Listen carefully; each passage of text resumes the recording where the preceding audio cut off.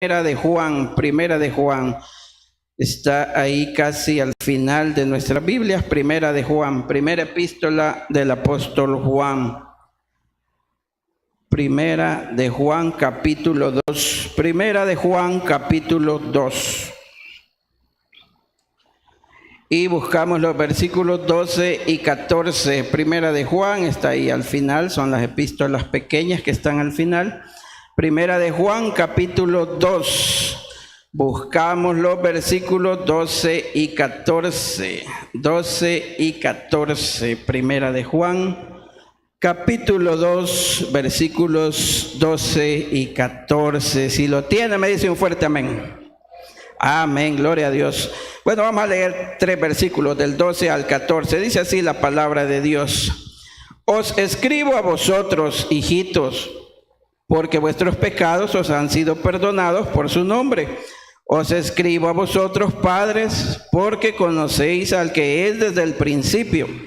Os escribo a vosotros, jóvenes, porque habéis vencido al maligno. Os escribo a vosotros, hijitos, porque habéis conocido al Padre. En el 14. Os escribo a vosotros, padres, porque habéis conocido que es desde el principio. Os escribo a vosotros, jóvenes, porque sois fuertes, y la palabra de Dios permanece en vosotros, y habéis vencido al maligno. Oramos para encomendar este servicio en las manos de Dios. Padre nuestro que estás en los cielos, te damos gracias por este domingo que hemos pasado en tu casa. Te pedimos perdón por nuestras ofensas.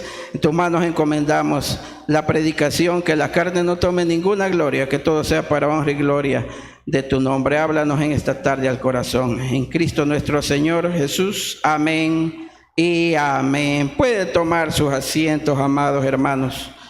Puede tomar sus asientos. Creciendo espiritualmente, ese es el título en esta tarde de la predicación, creciendo espiritualmente. Ahí en los versículos que acabamos de leer vemos 3 etapas o 3, el apóstol Juan identifica a 3 tipos de cristianos, ¿verdad? Los hijitos, los jóvenes y los padres. Los hijitos, los jóvenes y los padres. Acabamos de pasar, ¿verdad?, por una tremenda prueba. Este año que pasó fue bastante tremendo. Mucho de lo que se nos dijo fue de que era para ver de qué estábamos hechos, pero en realidad es para separar a los niños, como dice ahí, de los adultos, ¿verdad? Los niños de los adultos. Si solamente estábamos cimentados, si usted se fijó, ¿verdad?, en las redes, en el Facebook y por todo eso, ¿verdad?, lo único que se veía era un famoso proverbio que decía: el avisado ve el mal y se esconde, por eso yo no salgo. Y se repitió ese. También se repetía el Salmo 91, ¿verdad? Y algunos solo esos dos versículos conocíamos, ¿verdad? Entonces es necesario, si solo esos 2 versículos conocemos, es necesario que crezcamos, ¿verdad? Todavía estamos como niños, ¿verdad? Todavía estamos como niños espirituales. Si solo esos 2 versículos conocíamos, o si lo único que hacíamos era copiar y pegar lo que otros ponían ahí en las redes, todavía somos niños espirituales. Es necesario que vayamos creciendo. Es necesario que vayamos creciendo en la palabra de Dios. En la palabra de Dios. Esta primera epístola de Juan, ¿verdad?, es atribuida al apóstol Juan el amado, ¿verdad? Es escrita por él. Se considera una epístola general porque no está dirigida a una iglesia específicamente, ¿verdad? No tiene un nombre específico de una iglesia como las cartas de Pablo, ¿verdad?, que decía a los Gálatas, a los Efesios, a los Corintios. Esta se considera una epístola general, ¿verdad?, porque no tiene un destinatario específico, ¿verdad? Se cree que los destinatarios de esta carta eran las iglesias las iglesias de Asia Menor, que es donde ahora es donde ahora es Turquía, y por donde anduvo predicando el apóstol Pablo, ¿verdad?, en Efeso, Galacia, toda esa zona de ahí. Entonces se considera que a esas iglesias se las dirige el apóstol Juan, ¿verdad? Iglesias generales, ¿verdad? Por ahí por donde anduvo predicando el apóstol Pablo, Efeso, ¿verdad? Galacia, lo que ahora es Turquía, como ya dijimos. El propósito del apóstol para escribir esta carta y dirigirla, ¿verdad?, a estas iglesias es por la apostasía y las falsas enseñanzas. La apostasía es negar lo que un día creímos, eso significa apostasía, ¿verdad? Entonces contra eso estaba predicando el apóstol Juan, contra eso, para eso había escrito esta carta, ¿verdad? Por la apostasía que se estaba dando en esas iglesias, o sea que habían personas que estaban negando lo que un día creyeron en Jesús y ahora se estaban apartando. Entonces ese es el propósito de la carta, por eso las escribe el apóstol Juan a esas iglesias, ¿verdad? Como dijimos, apostasía es renunciar a lo que un día usted creyó, ¿verdad? Es negar lo que un día usted creyó, ¿verdad? Y era por el aumento de los falsos maestros que se estaban introduciendo en la iglesia por esos días, en los días en que el apóstol Juan escribe esta carta, ¿verdad? Falsos maestros y falsos profetas, ¿verdad? Falsos maestros y falsos profetas. Aunque estos falsos maestros ya no estaban en la iglesia, ya estaban fuera de la iglesia, estaban tratando de que los que estaban perseverando, los que estaban en la iglesia, se salieran de la iglesia y también ellos dejaran de creer en Cristo, ¿verdad? Entonces por eso es que el apóstol está hablando aquí a ellos. Por esa época en que Juan dirige y escribe esta carta, se había proliferado un movimiento que se llama gnosticismo, todavía existe hasta el día de ahora, ¿verdad? Ellos creen, o ellos no creían en la divinidad de Jesús, ellos no creían que Jesús era el Hijo de Dios, ¿verdad? Ellos, según ellos, los gnósticos se salvaban por el conocimiento y a través de ciertos rituales místicos que ellos tenían. Entonces se había proliferado ese tipo de pensamiento por esa época en que Juan dirige esta carta a las iglesias de Asia. Y contra ellos está tratando el apóstol Juan, ¿verdad? Contra esos gnósticos que querían sacar de la iglesia, que dejaran de creer en Cristo y creyeran en falsas doctrinas, ¿verdad? En que el conocimiento era el que a ellos les iba a traer salvación. Eso es lo que predican los gnósticos, ¿verdad? Entonces ellos, según ellos, se salvan por medio del conocimiento y no por medio de nuestro Señor Jesús, ¿verdad? Entonces contra esas falsas enseñanzas estaba predicando el apóstol Juan. En estos versículos que acabamos de leer, ¿verdad?, Juan se está dirigiendo a tres diferentes niveles de cristianos, como lo dijimos al principio, hijitos, dice, jóvenes y padres. Dicho de otra manera, se está refiriendo al crecimiento y a la madurez espiritual que va teniendo un creyente, ¿verdad? La madurez en el cristiano es un proceso de toda la vida, ¿verdad? No termina, es un proceso de toda la vida, ¿verdad? Es el crecimiento en el cristianismo. Seguimos aprendiendo y seguimos aprendiendo. No tiene la madurez nada que ver con la edad, ¿verdad? No tiene nada que ver con la edad o con el tiempo en que yo haya pasado en la iglesia, ¿verdad? O con el conocimiento que yo tenga. No tiene nada que ver con eso. Poniéndolo en términos así naturales, un joven puede pasar de ser un niño, puede pasar a ser joven y puede salir de la adolescencia y su pensamiento puede seguir siendo de un niño, ¿verdad? Puede seguir siendo de un niño. Entonces, y hay personas que se quedan atrapados en su niñez, ¿verdad? Hay personas que ya son adultos y se siguen pensando como niños, ¿verdad? Por eso es importante, ¿verdad?, como dije al principio, que crezcamos en la fe y vayamos adquiriendo cierto tipo de madurez, ¿verdad?, para que no seamos llevados de aquí para allá por alguna doctrina. Como les dije al principio, contra eso está predicando Juan, contra las falsas doctrinas, contra filosofías que se habían introducido en la iglesia de esa época, ¿verdad? Entonces contra eso por eso es necesario y es importante el crecimiento, que vayamos creciendo y madurando en la fe, ¿verdad? Que vayamos creciendo y madurando en la fe. En Efesios capítulo 4, vean lo que dice Efesios capítulo 4, está ahí un poco más atrás de donde estamos. Efesios capítulo 4, en los versículos 13 y 14, ahí el apóstol Pablo nos habla de eso, mira. Efesios 4, 13 y 14.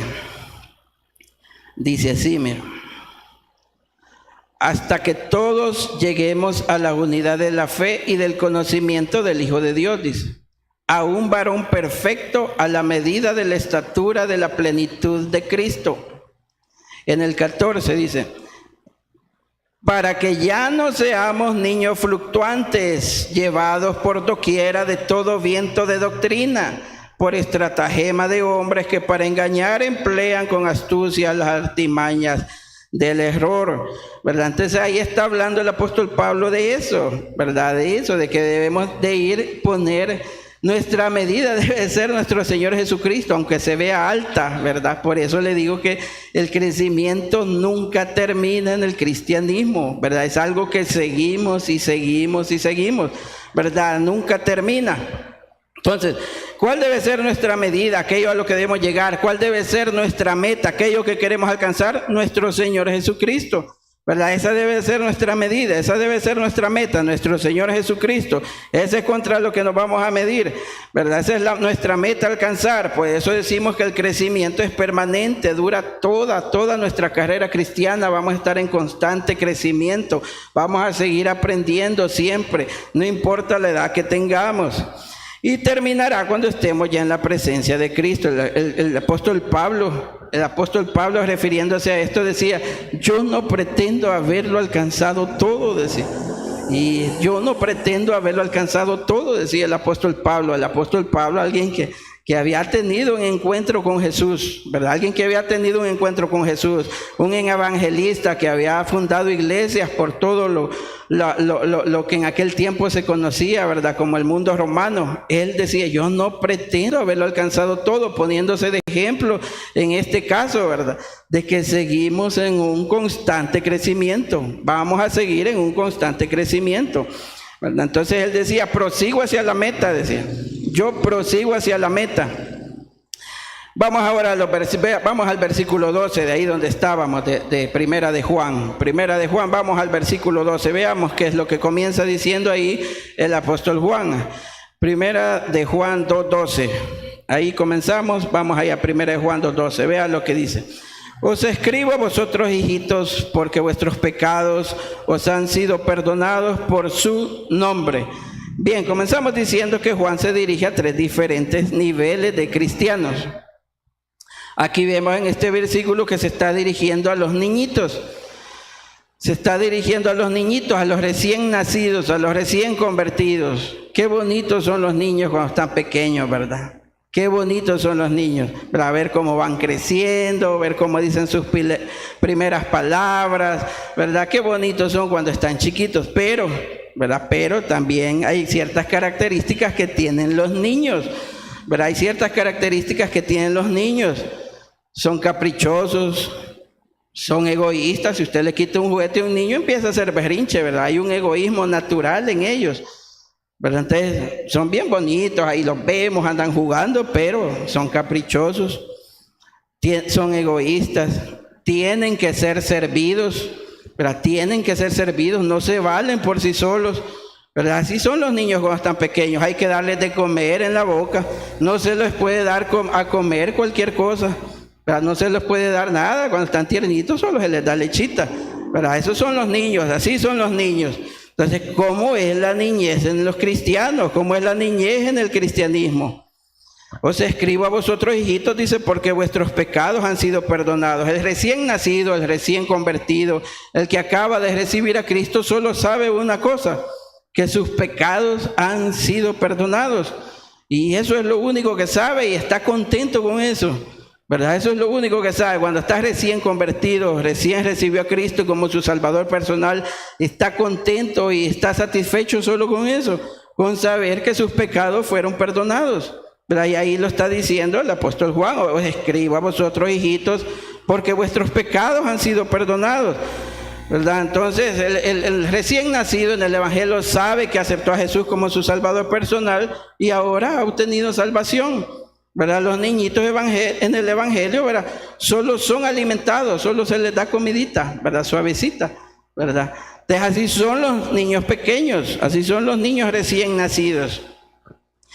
Y Pablo en una de sus cartas dice lo siguiente, dice: de manera que yo, hermanos, no pude hablaros como a espirituales, sino como a carnales, dice, como a niños en Cristo, os di a beber leche y no vianda, porque aún no erais capaces, ni sois capaces todavía, dice.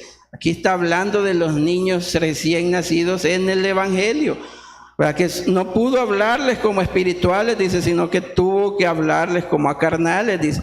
Os di a beber leche y no vianda, dice, porque aún no eras capaces, dice. Entonces, en la iglesia de Corinto, a los que Pablo se dirige allí, en ese pasaje que le acabo de explicar, habían muchos dones espirituales. Si usted lee el libro de Corintios, para Pablo dedica un espacio solo para hablar de los dones espirituales. Pero aunque habían dones espirituales en esa iglesia de Corinto, Pablo les está diciendo que todavía son niños, todavía están como recién nacidos. Por eso decimos que el crecimiento y la madurez no tienen nada que ver con los años que yo he estado en el Evangelio, ni con el conocimiento que yo tenga, ni aún con los dones que yo tenga. Yo podría tener dones, ¿verdad? Pero aún podría ser como un niño. Y usted me puede decir, pastor, ¿y algún ejemplo de eso en la Biblia? Sí, hay ejemplos.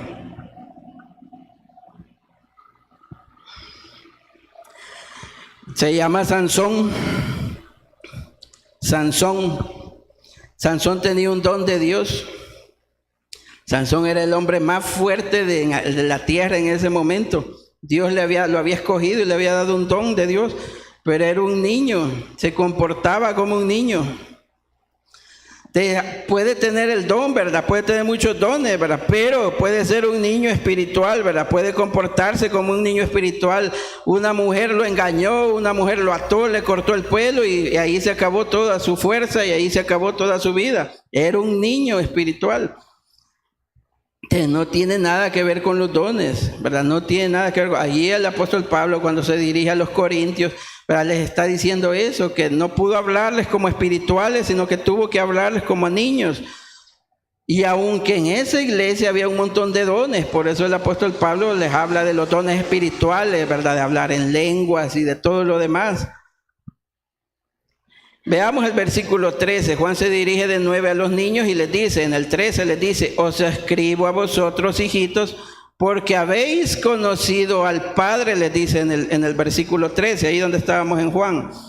Os escribo a vosotros, hijitos, porque habéis conocido al Padre. ¿Qué es lo primero que un niño conoce? Conoce a su Padre. Es lo primero que un niño conoce e identifica y conoce a su Padre. Igual es en el Evangelio, ¿verdad? Como le dije, usted solo sabe que es salvo y que ahora es hijo de Dios. Eso les decimos, pero mire, usted ahora ha recibido a Cristo y ahora usted ha pasado a ser hijo de Dios. ¿Por qué? Así lo dice en el Evangelio de Juan 1:12, ¿verdad? Mas a todos los que le recibieron, a los que creen en su nombre, les dio potestad de ser hechos hijos de Dios. ¿Qué es lo primero que un niño conoce? Conoce a su Padre. ¿Qué es lo primero que un niño espiritual conoce? Conoce que es salvo y conoce que es hijo de Dios. Conoce a su Padre. Es lo primero que conoce, ¿verdad? Es lo primero que pasa. Que ahora tiene un Padre en los cielos. En esa etapa, cuando hay niños espirituales, ¿verdad?, se debe anhelar escuchar la palabra para ir creciendo, ¿verdad?, como leche espiritual, como decía Pedro, para poder ir creciendo y salir de la etapa de la niñez a la etapa de la juventud.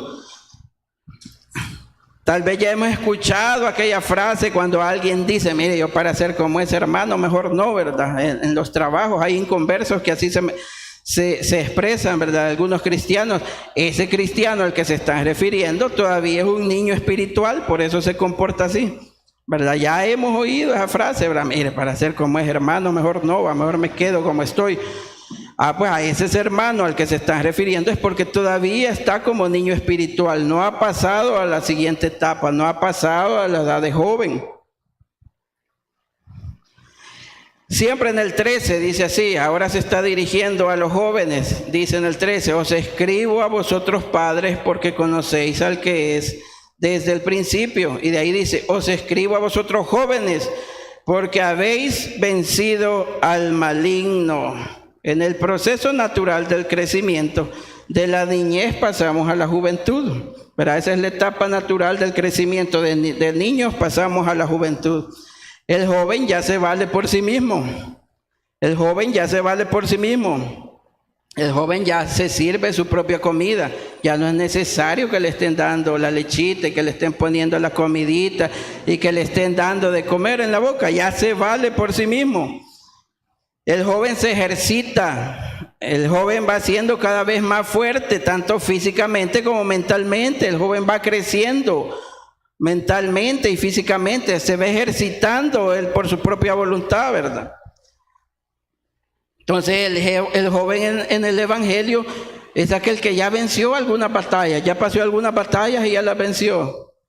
Así va el joven en el Evangelio. Allá pasó su etapa de niñez, ahora pasó a su etapa de juventud. Ya venció algunas batallas. Ya pasó la etapa en que podía ser engañado por falsos maestros. Por eso dice el versículo: os escribo a vosotros jóvenes porque habéis vencido al maligno.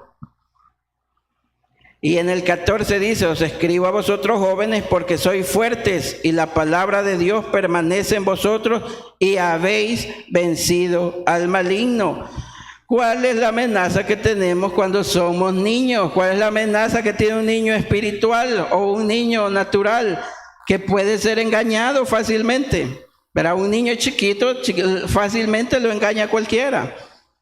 Mira, vení, te voy a dar un dulce, y ahí va el niño. Entonces, igual es en la niñez espiritual, ¿verdad? Fácilmente es engañado por cualquier doctrina falsa, por cualquier falso maestro, por cualquier falso profeta. Cuando pasa la edad de la juventud, ya pasó por esa etapa, ya no puede ser engañado. Por eso dice: habéis vencido al maligno. Ya no puede ser engañado. Sois fuertes y habéis vencido al maligno. Dice, ya pasó por los engaños del enemigo y no se dejó vencer. No es cierto que cuando estábamos recién convertidos nos preguntaban, cuando veían así que ya no salíamos como antes, que ya no nos íbamos con los otros a andar fregando, ¿verdad? Ya no nos juntábamos con los otros a contar chabacanadas ni chistes chabacanes, ¿verdad? No es cierto que nos preguntaban: ¿y qué te ha pasado? ¿Estás yendo a alguna iglesia? No, ellos mismos, los inconversos, reconocían ahí algún cambio. ¿Estás yendo a alguna iglesia? Nos preguntaban. Y usted, así con algo de pena, ¿verdad?, les respondía: sí, estoy yendo a alguna iglesia, ¿verdad? Y lo segundo que le preguntaban era: ¿y a cuál iglesia estás yendo? Y también con algo de pena y miedito decía: ahí al tabernáculo estoy yendo. Y en el mejor de los casos, cuando la persona que le estaba preguntando era un creyente, le decía: está bien que se congregue, ¿verdad? Está bien. Pero cuando era un inconverso, a veces nos empezaban a molestar, ¿verdad? Nos empezaban a molestar, nos decían: ahí donde tú vivas. Ahí donde tú vivas. Eso era lo primero que nos decían.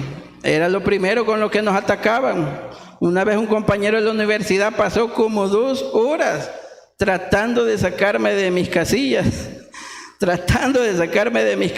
Estábamos estudiando en un grupo así de estudio y me empezó a preguntar, y yo le comencé: ahí voy al tabernáculo, y empezó a tratar de sacarme de mis casillas, como 2 horas diciéndome un montón de cosas.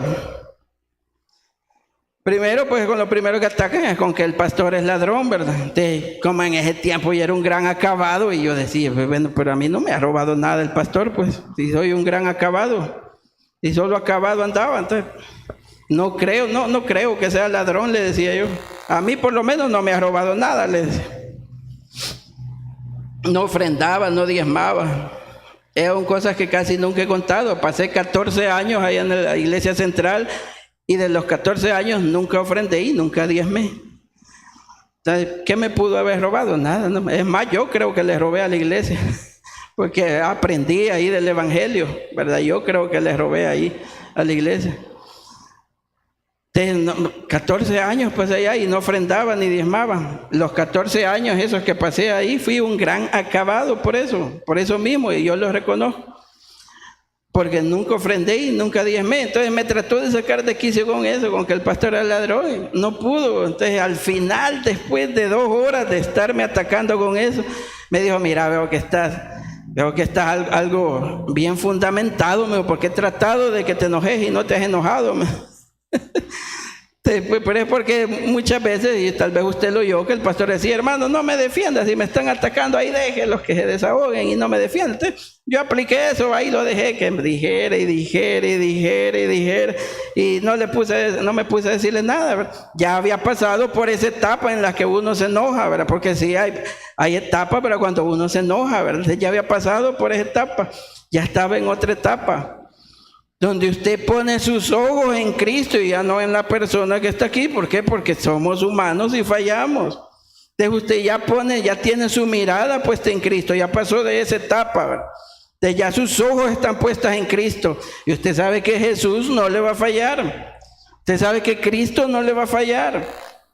Tal vez el pastor sí se puede equivocar, puede cometer algún error, pero Jesús no. Entonces, esa, como le dije al principio, esa es nuestra meta, hacia ahí vamos, hacia Jesús. Esa debe ser nuestra medida. Esa debe ser nuestra medida. Entonces, hermanos, el joven en la fe ya sabe reconocer las acechanzas del enemigo. Recuerde que Satanás se viste como ángel de luz y anda buscando a quien engañar. Entonces el joven espiritual ya pasó por esa etapa y ahora es fuerte, ¿verdad? Ya se ejercitó, ya vino a sus cultos, ¿verdad? Ya sabe un poquito más, ya lee su Biblia, ¿verdad? Lleva el estudio bíblico, lee su Biblia todos los días, tiene una lectura sistemática de la palabra de Dios.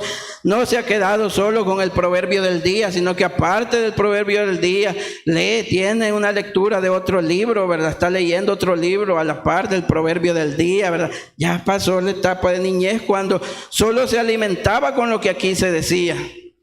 Entonces, si usted ahorita lo está alimentando con lo que aquí se dice, entonces todavía está niño. Debemos de ya pasar a nuestra lectura bíblica sistemática, para ya pasar del proverbio del día y pasar a leer un libro más. Si usted todavía comience con el Evangelio de Juan, ya leyó el Evangelio de Juan, entonces pasémonos a Mateo, Marcos, Lucas, pásese a Hechos, y siga con las epístolas de Pablo. Si tiene dudas, se acerca y pregunta, mire pastor, fíjese que tenía esta duda, leí esto en la palabra de Dios y tengo esta duda. Ya comienza a cuestionar, ya comienza a preguntar, ya no se queda solo con lo que aquí se le está dando. Entonces después pasamos a la madurez, ¿verdad? La madurez no es de la noche a la mañana, ¿verdad? La madurez no es de la noche a la mañana. En la naturaleza hay algunos animales que en 6 meses ya están en la edad adulta, ya están en la edad madura. Los gatos y los perros son uno de ellos, ¿verdad? En 6 meses ya ellos ya son adultos. Pero nosotros no, nosotros seguimos un proceso natural diseñado por Dios. Para pasar de niños a la edad joven pasamos como 15 años con mentalidad de niño casi, ¿verdad? Después pasamos a la transición de jóvenes y pasamos otros 15 años en esa etapa en donde somos jóvenes y ya después, como 30 años después de que hemos nacido, quizás ya vamos comenzando a madurar. Aunque como le dije al principio, aún hay ciertas personas que después de los 30 años se siguen comportando como niñitos. Entonces la etapa de la madurez es más lenta, ¿verdad? La etapa de la madurez es más lenta. La niñez, como les dije, dura unos 12 a 15 años. La juventud dura otros 15 años más, ¿verdad? Y después de algunos casos se llega a la etapa de la madurez, después de unos 30 años. Como hablamos al principio, como les dije al principio, hay personas que se quedan atrapadas en la infancia, ¿verdad? Y se comportan como infantiles, ¿verdad? A veces cuando ahí en mi trabajo me toca reunir al personal porque se comportan de una manera como que si son niños, les explico eso. Todos ustedes son personas adultas y cualquier cosa que hagan, buena o mala, va a traer una consecuencia. Eso es algo que un adulto ya comprende, ¿verdad? Que cualquier acción que hagamos, buena o mala, va a traer una consecuencia. Y es necesario explicarles, a pesar de que todos ahí los empleados ya son personas adultas, a veces se comportan como que son niños. Entonces es necesario estarles recordando eso ahí a la hora que se hacen las reuniones de trabajo. Entonces, ¿cómo sé que voy creciendo? ¿Cómo sé que voy creciendo? Los niños se alimentan a toda hora. Cada vez que llora el niño hay que darle de comer. Ahora le pregunto, ¿los jóvenes y los adultos no comen? Porque dejaron de ser niños, ¿ya no comen? No, ¿verdad? Se siguen alimentando. Se siguen alimentando. El hecho que ya no seamos niños no quiere decir que ya no vamos a comer. Seguimos alimentándonos, solo que ya no como los niños tiernitos. El niño tiernito cada vez que llora hay que darle de comer. A las 2 horas lloró, a esa hora hay que darle de comer. Pero ya llega una etapa cuando ya es joven, cuando ya es adulto, en donde ya no, pero sigue comiendo. No deja de comer, no deja de comer. Entonces, nuevamente les repito, el crecimiento es algo, un proceso que dura toda la carrera, toda la vida cristiana. Solo que la comida que come un niño ya no es la misma que come un adulto, va cambiando, ¿verdad? Va cambiando. ¿Se recuerda lo que le dije de 1 Corintios? Decía, os di a beber leche y no vianda. O sea, no les dio comida sólida, sino que leche, porque todavía no eran capaces. Entonces el adulto ya come comida sólida. Entonces nos hacemos las siguientes preguntas. Podemos hacernos las siguientes preguntas. ¿Cómo me va en mi vida espiritual? ¿He ganado algunas batallas en mi vida espiritual? O me puede decir usted, fíjese hermano, que no me va tan bien. Siento que Dios no me responde. Siento que no gano batallas. Entonces yo paso a la siguiente pregunta y le digo, hermano, ¿cómo está su estudio bíblico? ¿Cómo está su estudio bíblico? Lleva su estudio bíblico sistemático aquí en la iglesia, viene a los estudios bíblicos, se conecta a los estudios bíblicos. Imagine que no tenga acceso a internet, entonces, pero hay estudios bíblicos por televisión de nuestra iglesia central, se conecta a los estudios bíblicos de la iglesia central por televisión. Imaginémonos que no puede conectarse a la internet y no puede ver los estudios bíblicos de nuestro pastor José Luis en el libro de los Hechos, pero hay un estudio bíblico que se pasa de la iglesia central, se conecta, hace el esfuerzo de ir aprendiendo un poco más. ¿Cómo está su lectura bíblica? ¿Cómo está su lectura bíblica? Ya pasó de los proverbios, ya pasó del Salmo 91. Ya pasó de eso, de esa etapa, y ahora está leyendo, tiene otro libro sistemático que está leyendo.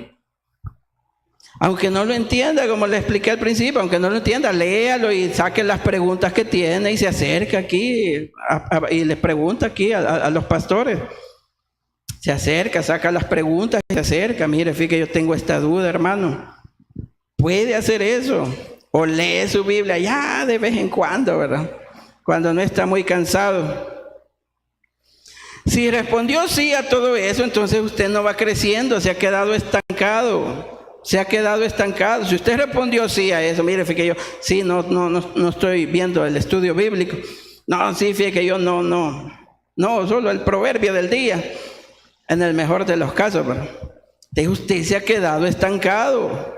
Se ha quedado estancado. Entonces, hermanos, no podemos quedarnos estancados en la niñez espiritual, debemos seguir creciendo. En el 13, cuando le escribe a los padres, dice, os escribo a vosotros padres porque conocéis al que es desde el principio. Y lo vuelve a repetir en el 14, dice, os escribo a vosotros padres porque habéis conocido al que es desde el principio. Aquí le está hablando a padres ya espirituales. Los padres espirituales son aquellos que se han reproducido, tienen hijos espirituales. ¿Puede usted decir que tiene algún hijo espiritual? ¿Ha ganado a Cristo a alguna persona y esta persona ha ganado a Cristo a otra y esta ha ganado a otra y así sucesivamente? ¿Tiene algún hijo espiritual? Esos son los padres ya espirituales. Los que se han reproducido, ganaron a Cristo a alguien y ese alguien ganó a Cristo a otro y ese ganó a otro. Esos son los padres espirituales. Ese es un padre espiritual. Fíjate, todos los primeros de enero me llama un amigo y si no le contesto me manda un mensajito. Porque hubo un 1 de enero, hace varios años, casi 21 años, lo llevé a la iglesia. Y lo llevé con un objetivo nada más, y era que aceptara a Jesús como su Salvador personal. Ya lo había llevado como 3 veces más y no había querido. Cuando pasaban los hermanos ahí preguntando, ¿quiere aceptar a Cristo? ¿Quiere aceptar a Cristo? Se hacía loco, así cerraba los ojos. como que estaba orando. Entonces ese día le dije, vamos a ir a la iglesia y este día es para que aceptes a Cristo como tu Salvador personal. Y fuimos, era un viernes de milagro, era un 1 de enero. Y cabal, cuando el pastor hizo el llamado, pasó a aceptar a Cristo. Él llevó a su papá y a su mamá a la iglesia. Los dos aceptaron y los dos están ahora en la presencia del Señor, ya fallecieron. Él llevó a sus hermanos a la iglesia y sus 3 hermanos ahora son cristianos también y se congregan. Ahora toda su familia, su esposa y sus 2 hijos son cristianos y se congregan y sirven en una iglesia allá en Lourdes. Entonces, tenemos a alguien así que hayamos ganado a Cristo y que a él haya llevado a otro y él haya llevado a otro y él haya llevado a otro. Ese es un padre espiritual, el que se ha ido reproduciendo. Ese es un padre espiritual. De todos los primeros de enero me saluda y es por eso. Yo le digo, me recuerdo un 1 de enero, tú aceptaste a Jesús como tu Salvador personal. Entonces, esos son los padres espirituales. Entonces, hermanos, no pierda la oportunidad de invitar a alguien a los pies de Cristo. Esa es la siguiente etapa. Llevemos a alguien a los pies de Cristo, llevar a alguien a los pies de Cristo. Esa es la siguiente etapa. Si usted ya tiene algunos años aquí en el Evangelio, lo felicito, hermano, pero ahora es necesario que vayamos creciendo y que pasemos a la siguiente etapa. Que vayamos aprendiendo más de los estudios bíblicos, que traigamos personas a Cristo, que pasemos de ser unos niños y de ser jóvenes y pasemos ya a ser unos adultos maduros en la fe. Que ganemos almas para Cristo. Es necesario que pasemos de ser servidos a ser servidores. Le expliqué al principio que una de las características de los niños es que son servidos. Usted les da de comer en la boquita. Es necesario ya que pasemos de ser servidos a ser servidores de Cristo. Entonces los niños aprenden de todo. Los niños andan jugando en el suelo y se meten cualquier cosa a la boca. No es cierto que andamos cuidándolos por eso y de no dejar tirada cualquier basura en el suelo, porque cualquier cosa se van a meter a la boca. Entonces ya no somos niños espirituales. Ya no somos niños espirituales. Si usted me dice, hermano, fíjese que a mí me gusta leer la Atalaya y tengo ahí varios libros que les he comprado a los testigos, hermano, usted me puede decir, es que de todo se aprende. No es cierto, hermano. Bueno, si usted es estudiante de teología, le puedo creer, porque en teología se estudian las sectas y es necesario que uno aprenda un poco de las sectas. Pero si no, no, hermano, no lo haga, porque va a terminar creyendo que estamos en medio del Armagedón ahorita. Si eso es lo que ellos predican, que va a creer que estamos ahorita en medio del Armagedón. Le conté hace como 6 meses y si no lo escuchó, pues se lo cuento ahora. Llegué un domingo de trabajar y me habían mandado un video. Y la persona que me lo había mandado es un cristiano, un hermano, 100% Taber, ganador de almas en otro tiempo, ¿verdad? Hace años. Y me decía, mira esto, mira, quisiera saber qué opinas de esto. Me había mandado un video. Y era un señor ahí vestido con un atuendo todo raro y una gran barba, diciendo ahí que estábamos en medio de la gran tribulación. Mira, le digo, ¿quién te mandó eso? Por ahí me lo mandó un amigo, me dijo. Hermano, no estamos en medio de la gran tribulación. No lo estamos. Por si usted tenía esa duda también, no estamos en medio de la gran tribulación. Mira, le digo, fíjate que ese señor pertenece a una falsa secta, le digo, que se llama así, ya sale. Y me lo mandó con una gran preocupación. Mira, escucha esto y mira, y decime qué es lo que pensás de esto. Porque ahí de eso hablaba todo, eran como 45 minutos y ahí me estuve oyendo los 45 minutos de todo eso, ¿verdad? Que estamos pasando ahorita en medio de la gran tribulación y que ahorita anda cabalgando el caballo, no sé si el negro o el rojo. De eso estaba hablando. Y ya estaba convencido este muchacho de eso.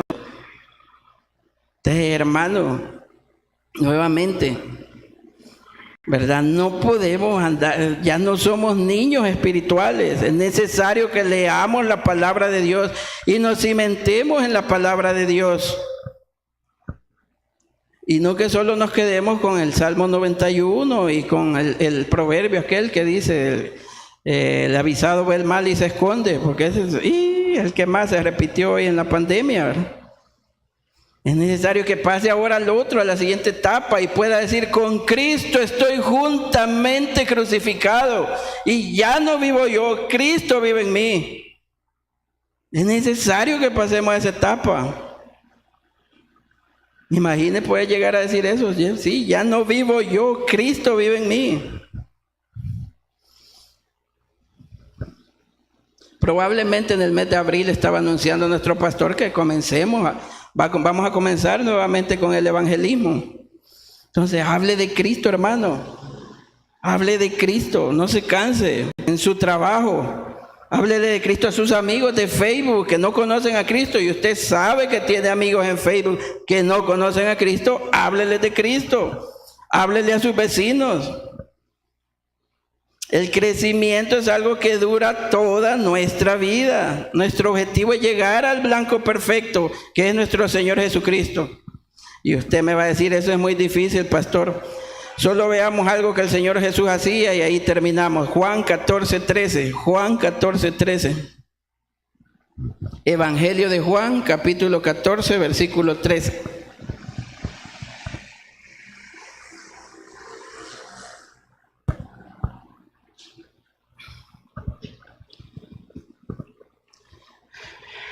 ¿Lo tiene? Amén.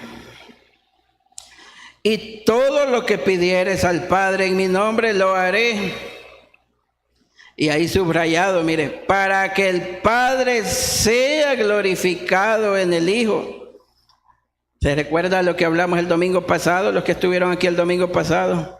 Lo que yo hago glorifica a Dios. Todo lo que estoy haciendo glorifica a Dios.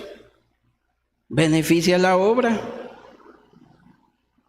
Siento paz en mi corazón cuando vamos a hacer algo, tenemos que tomar una decisión. Esa era, ¿se acuerda? La medida. Glorifica a Dios. Glorifica a Dios lo que estoy haciendo. Entonces no es tan difícil. Y vea Juan 15:8, ahí adelantito, Juan 15:8.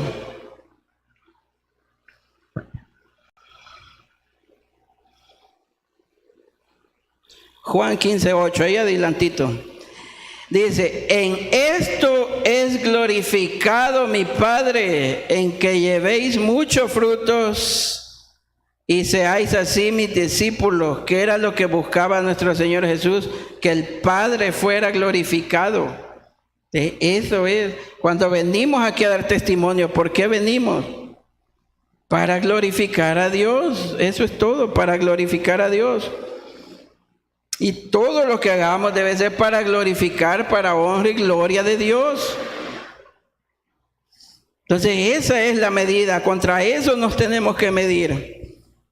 Que el Padre sea glorificado y que toda la gloria y la honra sea para nuestro Señor Jesucristo. El Señor les bendiga, hermanos. Vamos a orar. Gloria a Dios, gloria al Señor. Señor y Padre nuestro, te damos las gracias por tu palabra, porque nos has dejado la enseñanza en tu palabra.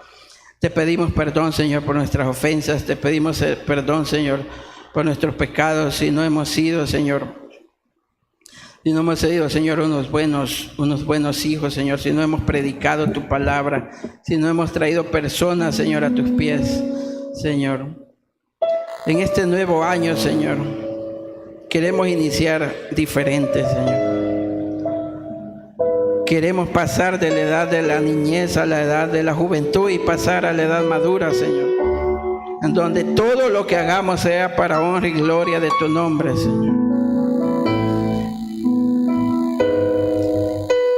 Pero ahora queremos saber si hay alguien aquí en esta tarde que no sabe de lo que hemos hablado. Hay alguien aquí en esta tarde que no sabe de lo que hemos hablado y quisiera tener la seguridad de que tiene a Cristo en su corazón. Este es el momento. Hay alguien que no tiene a Cristo en su corazón, puede levantar su mano en este momento y vamos a orar con usted. Hay alguien que no tiene a Cristo en su corazón y quisiera tener esa seguridad de tener a Jesús en su corazón. Este es el momento. Padre, te damos gracias por esta tarde. Te damos gracias, Señor, por tu palabra, por habernos hablado al corazón. Te pedimos por la necesidad de cada uno de nuestros hermanos que están en esta tarde ahora aquí. Sabemos que hay hermanos que se están pidiendo, Señor, por sanidad. Que están pidiendo, Señor, porque los sanes de alguna enfermedad. Te rogamos, Señor, que escuche su clamor, Señor. Te pedimos que escuche su clamor en esta tarde. Te pedimos por los hermanos también, Señor, que están pasando por la necesidad de un empleo, que se han quedado sin trabajo, Señor, y no tienen un empleo. Te pedimos por esos hermanos también, Señor, que seas tú su proveedor, Señor. Que el día de mañana, Señor, esa solicitud que han puesto, Señor, tenga una respuesta positiva, Señor. Te pedimos por nuestra hermana Josefina, que te pide por una casa, Señor. Señor, provéele, Señor, esa vivienda. Escucha, Señor, la petición de nuestra hermana Josefina. Te pedimos por todos los hermanos que te piden, Señor, por salud, por alguna enfermedad, Señor. Clamamos a ti por misericordia.